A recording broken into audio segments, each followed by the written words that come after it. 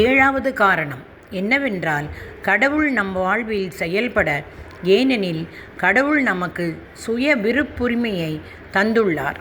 எனவே நமக்கு தேர்ந்தெடுப்பதற்கு உரிமை உள்ளது. எனவே கடவுள் நம் வாழ்வில் செயல்பட வேண்டுமானால் நாம் அவரை ஜெபத்தில் அழைக்க வேண்டும். உலகத்திலே மிகப்பெரிய வலைப்பின்னல் உள்ளது.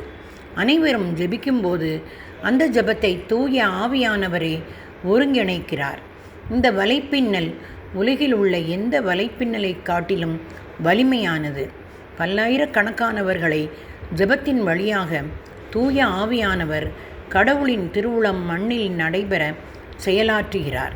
இறைவாக்கினர்கள், குருக்கள், முற்காலத்து அரசர்கள் ஜெபித்தார்கள். நாமும் ஜெபிக்க வேண்டும். மோசேயும் ஆரோனும் அவர் தம் குருக்கள். அவரது பெயரால் மன்றாடுவோருள் சாமுவேலும் ஒருவர். அவர்கள் ஆண்டவரை நோக்கி மன்றாடினர். அவரும் அவர்களுக்கு செவிசாய்த்தார். திருப்பாடல் 99 6வது வசனம்.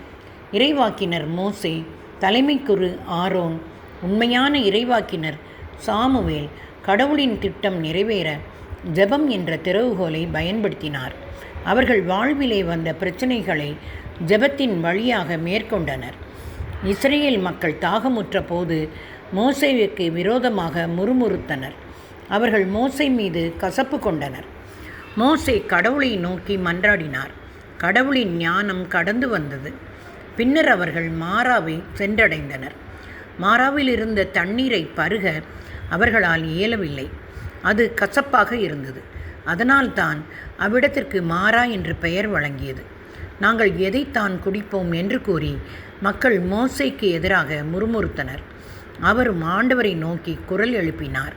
ஆண்டவர் அவருக்கு ஒரு மரத்துண்டை காட்டினார். அதை அவர் தண்ணீரில் எறிய தண்ணீரும் சுவை பெற்றது.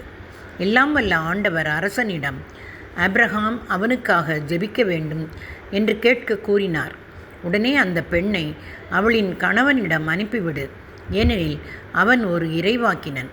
அவன் உனக்காக மன்றாடினால் நீ பிழைப்பாய். அவளை நீ அனுப்பாவிடில் நீயும் உன்னைச் சேர்ந்த யாவரும் செத்து மடிவீர்கள் என்பது உறுதி.